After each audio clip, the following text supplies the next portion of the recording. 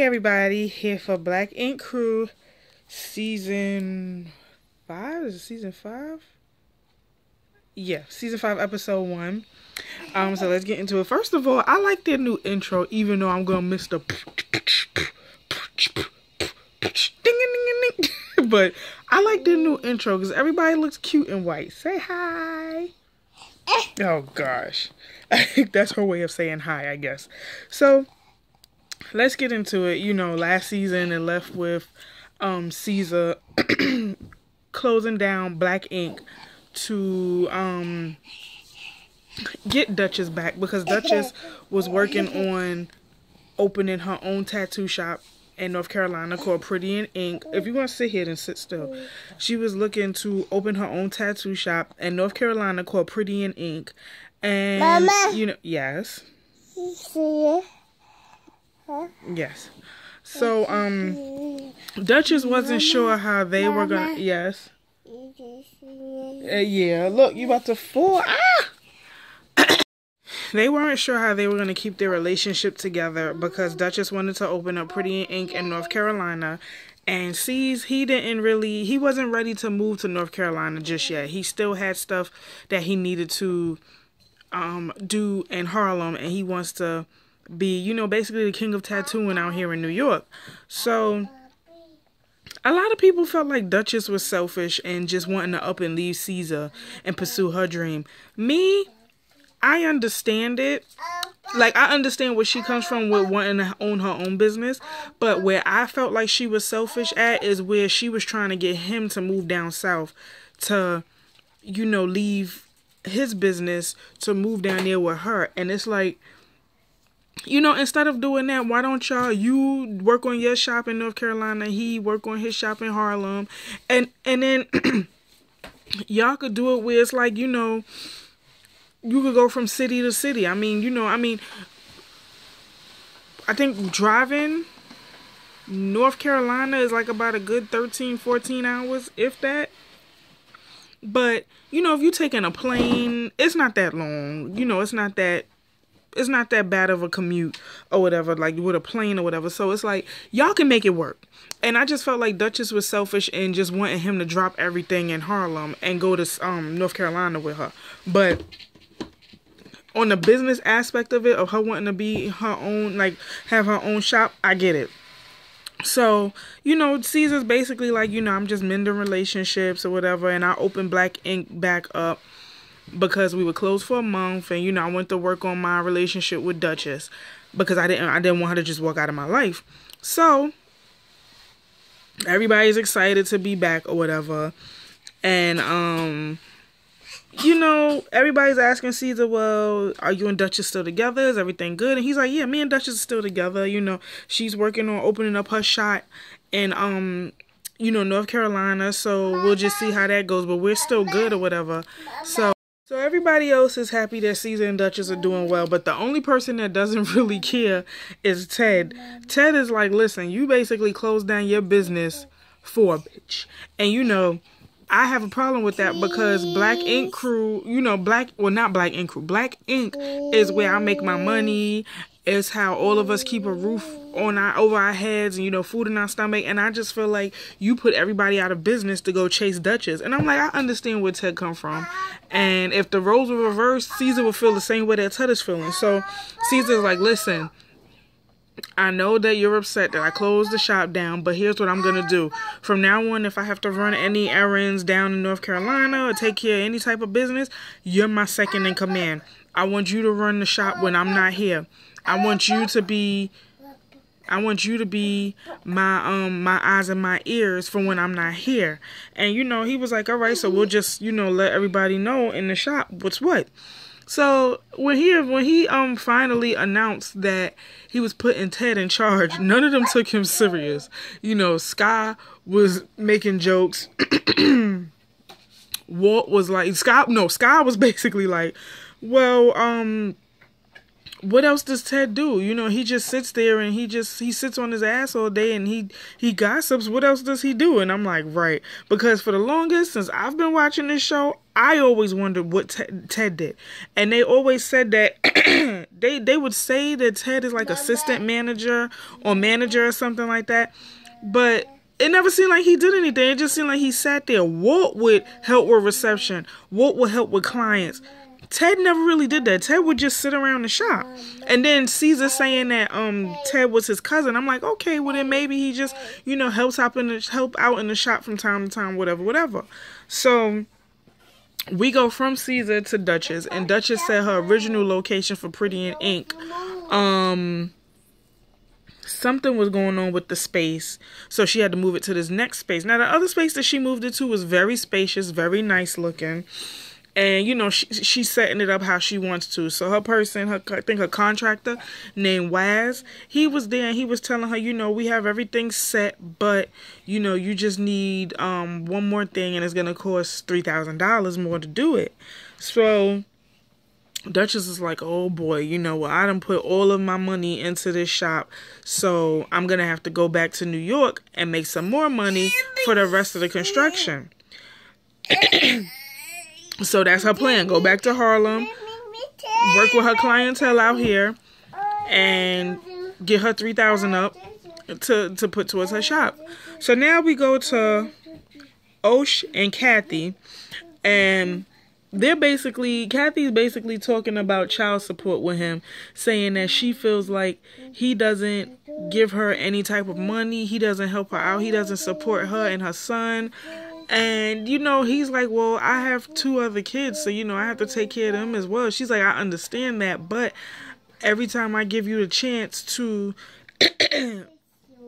help us out or whatever, like, your payments and everything has not been on time. Like, he's like, I give y'all $300. I think he said $300 a week or $300 a month or something like that. He was like, what are you doing with the money? And she's like, it's not only that, it's just situations that we're in, you don't do your part to help us out. And I'm sitting up here like, I know in most child support cases, the judge usually favors with the mother because the mother, that's the mother.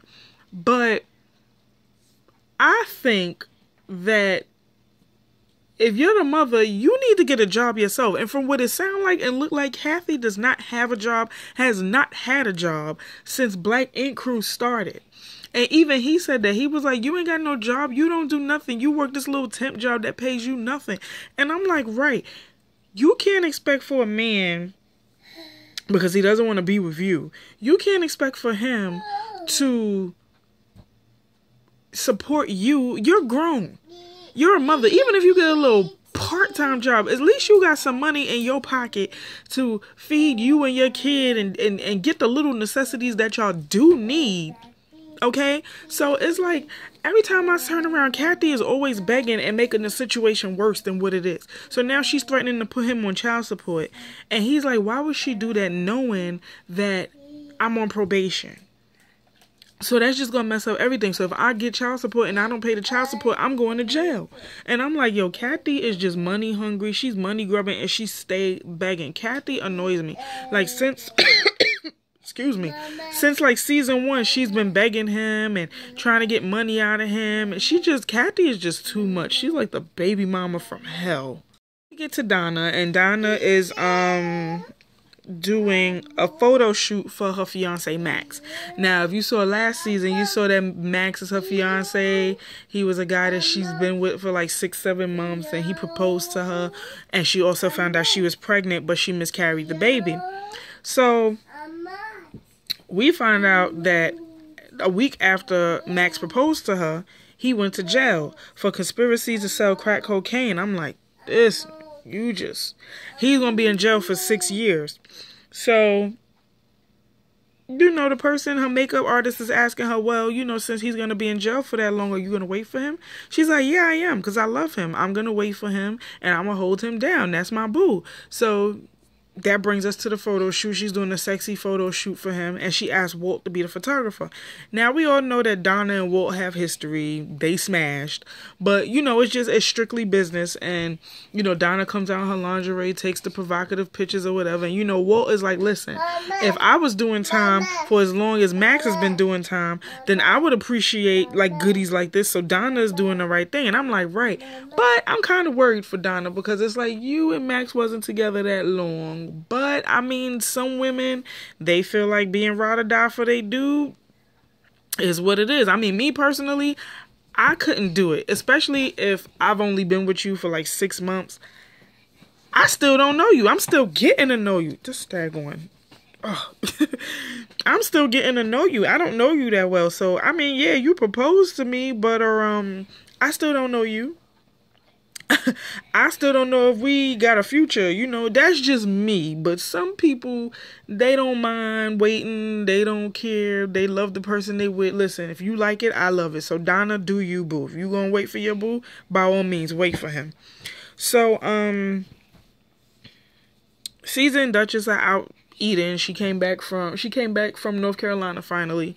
So Dutchess is saying that she feels like her opening her shop and her come up with black ink, you know, she feels like she's leeching off of Caesar, which she really doesn't want to. Hence why she wants to, you know, get with her clientele and make her money up so that she could put it towards Pretty in Ink.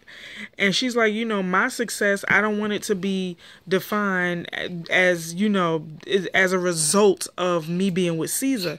Yes, I'm with Caesar and I love him. And yes, I do appreciate him for, you know, giving me the job to work at Black Ink, but I want my success to be something of my own. And I'm like, you know what? I understand that completely. Because when people feel like, because you're with the boss or whatever, that you slept your way into the position, it can get ugly and it can ruin your reputation. So the whole time they're sitting there, Dutchess is like, you know, I feel nauseous. I don't feel good or whatever. So the first thing that Caesar's thinking, because she went to the bathroom to throw up, the first thing Caesar's thinking is, oh my God, the last time a woman threw up around me, my daughter, my baby mother was pregnant with my daughter. And he's like, I ain't see Dutchess eat much. I ain't see her drink any liquor. So what's the one thing that would run through your mind if you saw your girl doing that? I'm like, yeah, she may be pregnant. I don't know. So then we get back to OSHA and Caesar talking about child support. And Caesar basically told him, listen, I'm in that situation and you see the hell that I'm going through. I would not advise you to, you know, allow her to put you on child support because it's going to make your situation worse. He's like, you see what I'm going through with my baby mama. My baby mama claim I'm not paying nothing. I don't give her nothing. When I'm not, you know, I'm not doing all this working for my health. I'm doing it to put it towards child support. So, you know, so I mean, that was pretty good advice that Caesar gave him. And I mean, it is the truth. Like, you know, child support can ruin your, it can ruin your file. It can ruin your finances for sure. So, you know, got a lot to think about. And I'm not going to say his name because I don't really like cursing in my reviews. So I'm going to call him Osh, you know, so y'all don't know who I'm talking about. Caesar was out. Donna comes in and she asks Ted, she shows Ted like a sketch of a tattoo that she wants to do on a friend who's her client. So, you know, Ted is asking her all kinds of questions and whatnot. So Donna is like, listen, I just really want to do this. She trusts me with it. So would you let me do it? And Ted was like, yeah, I'll let you do it. I'm giving you a chance. If you mess up, that's on you. So, girl, are you okay? You okay? Okay, you're okay. So, Ted is like, okay, where's your equipment so you can set yourself up or whatever? And she's like, well, I have everything else. My machine is just in Brooklyn, so I'm just letting you know. So Ted is like, see, this is how I know you just work ass backwards. You came here and asked me if you could do a client only to tell me that your machine... She ain't coughing. She's sitting up there laughing. You came to ask me if you could do a client here, but you don't even have your equipment to do it. Like, you don't have your machine to do it. So she was like, her machine is in Brooklyn. She's going to go get it and come right back. So when her client gets there, her client had to wait 2 hours because Donna was stuck in traffic for 2 hours from Manhattan to Brooklyn. Now, Donna said she was out like 3 o'clock or something like that in the afternoon. And I know for a fact that around 3 o'clock, because that's basically the beginning, between 3 and 5 out here. Not even. I'm going to say 3 and 7. From 3 to 7. It's basically like rush hour out here. And that's the worst time to be on the train, the bus, the train, the bus, and to be in a car. Because everybody and their mama is trying to get from work to home, from school to home. So it's chaotic out here. So she said she was stuck in traffic for 2 hours. I believe it. Especially if she's leaving Brooklyn to try and get back to Manhattan. Oh, good luck. Your best bet would have been to take the train. And I mean, the train is crazy too, but it wouldn't have been as crazy. She wouldn't have been in no traffic for no 2 hours had she took the train from Brooklyn to Harlem. So Teddy is calling her and she answers and she's telling him, I was stuck in traffic for 2 hours. I have my machine. I'm on my way back. So Teddy is like, well, don't you know that your client has been sitting here for like nearly 3 hours? I'm going to send her home. You know, I'm not doing you no favors. I gave you a chance. You blew it. And this is what it is. So she's like, no, don't send her home. I'm on my way there. He's like, no, I'm not going to have her wait here. You could do it some other time. He hung up, sent the client home. So when Donna finally got there, Donna was just upset because she's like, see, this is what I'm talking about. She's like, I've never been through this with any other, you know, tattoo in place or whatever that I want to work at. And I went to work here because I thought it would be an honor. But now I feel like people are always expecting for me to mess up. I'm tired of proving myself to people. So, you know, I think she was telling Sky about how she was feeling. And Sky is like, listen, you have to do better. Like, you have to do better and you have to work on it or whatever. Like, Sky is like the mother of the shop. Like, she's always the voice of reason. As crazy as she may be, that girl be having some pearls of wisdom. So, you know, I can understand Donna feeling the way she feeling. But on the other hand, Donna needs to be on her P's and Q's.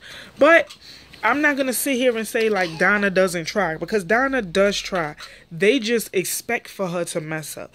And the way that Caesar treats her sometimes is not cool to me. Like, especially when he was calling her all kinds of, you know, B words and all of that last season before, whatever. I didn't think that was cool. Because I'm like, you have a daughter and you have a fiance and this is how you talk to women. So how Donna is treated and how she feels, I can understand it. But Donna does need to be on her P's and Q's. If you know you got to do a tattoo, have your equipment ready. Be ready, willing, and able. And that way they'll see, oh, she's serious about this. If you leave your equipment in Brooklyn, but you come in, you ask, you doing a tattoo, they're going to feel like you're not taking it serious. So, moving on. Now we get to Caesar and Dutchess, and you know, she hasn't been by the shop yet. So while they're at home, she gets a pregnancy test to take it. So she took the test. They're waiting for the results. And, you know, Caesar's like, I really hope she's not pregnant because it wouldn't be the right time. You know, not to say that I wouldn't want a baby with Dutchess, but it's not the right time to have a baby. It's not the right time because we have so much going on between us. So she takes the test. It comes out to be negative. They both breathe a sigh of relief. They both feel like they're, you know, driven to succeed and ready to work on their businesses. So we get back to the shop and, you know, it was just casual talking there. Nobody really doing anything. All of a sudden, the cops come in. So when the cops come in, they go straight to Caesar's room. And they're like, you know, we have a warrant out for your arrest. And he's like, well, I'm in the middle. He was in the middle of a tattoo. And he's like, well, I'm in the middle of tattooing somebody. Can this wait? And they're like, no, we have a warrant for your arrest for back child support. And he's like, y'all really not going to let me finish this tattoo? So they put him in cuffs and they escorted him out of there. And while they were doing that, Dutchess was doing her confessional. And when she was doing that, you know, the guy behind the camera was like, Dutchess, you got to get to the shop right now. She gets to the shop. And she sees Caesar in the back of a police car. So then she says, see, this right here is the reason why I didn't want to come back to New York for this drama or whatever. And I'm like, Dutchess, this is not about drama. This is about a situation that Caesar cannot control. Instead of you trying to make this situation about you, you need to be supporting your man right now because he needs all of it. So, you know, it basically ended there. And I remember seeing, I think on... I don't think it was TMZ. I can't remember which one it was. But I remember seeing online a video. Somebody like legit recorded Caesar being escorted out of Black Ink with cuffs on. So I'm like, ooh, this next episode gonna be crazy. But the season look like it's gonna be good. And once again, my best friend, Young Phoenix, is gonna be on this season. He wasn't in the first episode, but as far as I see, he's gonna be a tattoo artist under Puma in Puma's new shop. Why do you have the grease? This is what I deal with. So I cannot wait for him to pop up on the screen. He is so hype to be on this season of Black Ink. I will be putting his information, his social media handles and everything. I'll be putting it on every description in Black Ink, the review that I do. So make sure you follow him, check him out. He is a dope tattoo artist. If you're ever in the New York area, please go see him. His name is Young Phoenix, and he's a tattoo artist. You'll see him this season. But thank you guys so much for watching. Remember to like, comment, subscribe, tell a friend and tell a friend and tell a friend. And I'll see you guys next video. Later.